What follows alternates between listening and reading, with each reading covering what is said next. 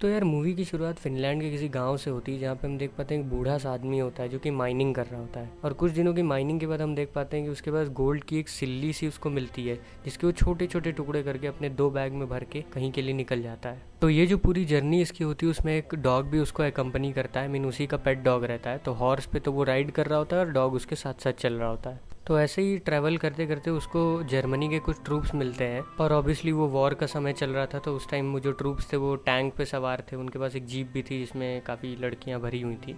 तो अपना ये जो ओल्ड मैन जब उनके पास से गुजर ही रहा होता है, तब उस जर्मनी के जो ट्रूप्स होते हैं उनका एक बंदा जो होता है वो उसके ऊपर फायर करने की कोशिश करता है, लेकिन उसका जो कमांडर होता है वो उसको रोक देता है और कहता है कि शूट करने की ज़रूरत नहीं, वो वैसे भी अपनी मौत की तरफ जा रहा है। तो आगे उसको कुछ और सोल्जर्स मिलते हैं जो कि उसको पहले तो घोड़े से नीचे उतारते हैं, फिर उससे उसका बैग चेक करते हैं। तो बैग चेक करने के बाद उसमें ऑब्वियसली गोल्ड था पूरा भरा हुआ। तो वो लोग सोचते हैं कि यार बूढ़ा ही आदमी है, इसको मार देंगे और उसका गोल्ड छीन के अपन आराम से ऐश करेंगे।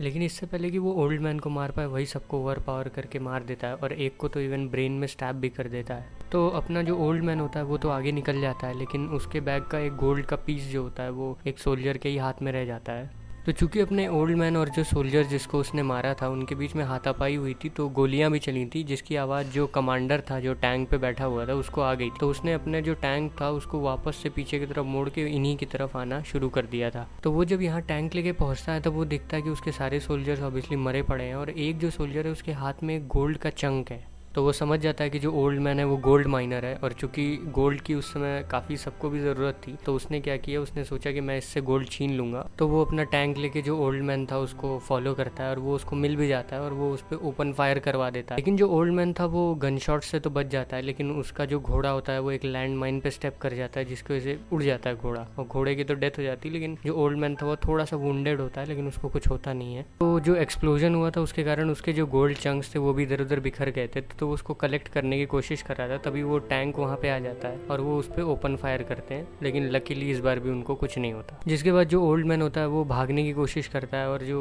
कमांडर होता है वो उसके पीछे अपने कुछ आदमी भेजता है। लेकिन मज़े की बात ये थी कि जो ओल्ड मैन होता है वो कभी भी लैंड माइन पे स्टेप नहीं कर रहा था, लेकिन जो आदमी उसने भेजे थे कमांडर ने, वो हर बार लैंड माइन पे स्टेप करके मर जा रहे थे। अब चूंकि ओल्ड मैन काफ़ी आगे निकल चुका था, तो जो कमांडर था वो उसको फॉलो करता है अपने टैंक में, और जितनी भी जीप्स वगैरह उन लोग के पास थी वो सारी उनको फॉलो करती हैं। तो उन्हीं का एक आदमी कमांडर को बताता है कि जो व्यक्ति है जो जिसका हम लोग पीछा कर रहे हैं वो अपने ज़माने में एक फियरलेस फिनिश सोल्जर हुआ करता था, और उसका नाम आतामी कोरपी है। और जब रशियंस ने अटैक किया था तब उसने अपनी फैमिली को भी लूज़ कर दिया था, जिसके बाद से वो किसी की नहीं सुनता, ना ही अपने कमांडर की, और वो अपनी मन की करता है। और वो आगे ये भी बताता है कि जहाँ से मुझे इन्फॉर्मेशन मिली उस आदमी ने ये भी कहा है कि तुम लोग लकी हो कि उसने तुम्हें मारा नहीं अभी तक। तो उसके बाद हम देख पाते हैं कि जो अपना आतामी था वो एक बर्न्ड व्हीकल के नीचे रेस्ट कर रहा होता है, उसको काफ़ी चोट भी लगी थी। तभी उसको टैंक के आने की आवाज़ आती है और कुछ कुत्ते भी उसको दिखाई देते हैं, जर्मन शेफर्ड थे शायद। तो अब चूंकि कुत्तों ने जो है उसकी स्मेल वो पहचानते थे आतामी कोरपी की, तो वो उसको आसानी से भौंक के पकड़ लेते, क्योंकि वो व्हीकल के नीचे ही छुपा था और जस्ट बगल से टैंक्स जा रहे थे। तो वो जो एक जीप होती है उसके नीचे जाता है और उसमें का जो ऑयल वाला जो टैंक होता है वो उसको फोड़ देता है, ताकि जो कुत्ते हैं वो एक बार ऑयल को सूंघ लेंगे तो वो जो आतामी की स्मेल है वो उसको भूल जाएंगे। और फिर वहाँ से वो एक रिवर की तरफ भागता है, लेकिन जो जितने भी मैन थे वो सारे उसको देख लेते हैं और उसके ऊपर फायर करने की कोशिश करते हैं। एक गोली उसको पैर में लगती भी है, लेकिन वो तब तक पानी में कूद चुका था। तो जो कमांडर होता है वो पानी के अंदर अपने कुछ आदमी भेजता है कि जाके उसको पकड़ के लाओ, क्योंकि वो अब चूंकि पानी के अंदर गया तो सांस लेने के लिए बाहर तो निकलेगा। वो अपने एक स्नाइपर से भी कहता है कि तुम तैयार रहना, जैसे ही वो पानी के बाहर निकले तुम उसे शूट कर देना। लेकिन जो स्नाइपर होता है वो काफ़ी बार चूक जाता है, तो वो अपने आदमी को पानी के अंदर भेजता है कि जाके उसको पकड़ के लाओ।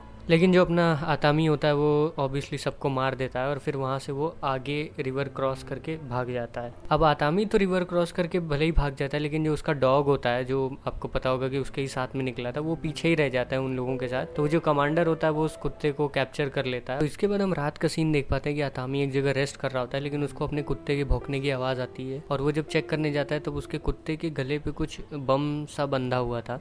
तो वो उस बम को उस कुत्ते के गले से निकाल तो लेता है, लेकिन वो बस जस्ट उनके पास ही में फट जाता है, जिसकी वजह से आतामी बेहोश हो जाता है। और जब आतामी की आंख खुलती है तब वो देखता है कि उसके गले में एक रस्सी बांधी जा रही है और उसको फांसी के लिए तैयार किया जा रहा है। तो जो कमांडर और उसके मैन होते हैं वो उसको फांसी पे लटका देते हैं, और हमें ऐसा दिखता है कि जो आतामी कोरपी है वो मर चुका है। आई मीन वो हिल वगैरह बिल्कुल भी नहीं रहा था। तो वो जो मैन होते हैं उनको लगता है वो मर गया है, तो वो लोग वापस चले जाते हैं। लेकिन उनके जाने के तुरंत बाद जो आतामी था वो अपनी आँख खोलता है और अपने जो पैर है है उसको एक कील पे टिका लेता है। तो उसके बाद सुबह हो जाती है और जो आतामी कोरपी था वो अभी तक वहीं पे टंगा हुआ था। तो उसके जस्ट बगल से एक प्लेन गुजरता है जिसके कंपन की वजह से वो नीचे गिर जाता है। जिसके बाद वो अपनी मरहम पट्टी वगैरह करता है और 2 लोग भी आए होते हैं उनको भी वो मारता है। जिसके बाद आतामी को रियलाइज़ होता है कि उसका जो गोल्ड के जो दोनों बैग्स थे वो उसके पास नहीं है। तो बस फिर वो उस कमांडर और उसके जितने भी मेंस थे उसको मारने के लिए निकल जाता है और अपने गोल्ड को वापस हासिल करने के लिए तैयार हो जाता है।